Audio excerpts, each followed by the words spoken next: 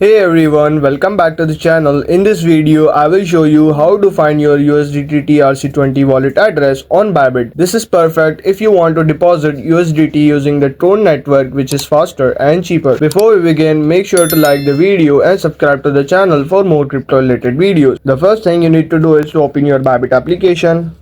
Once you are logged in, go to the Assets tab at the bottom right corner. Now click on the Deposit button. Now tap on the Deposit Crypto button. Now in the search bar, search for USDT. Tap on it. Next, select the network as TRC20 Tron network. This is the best option for low fees and fast transaction.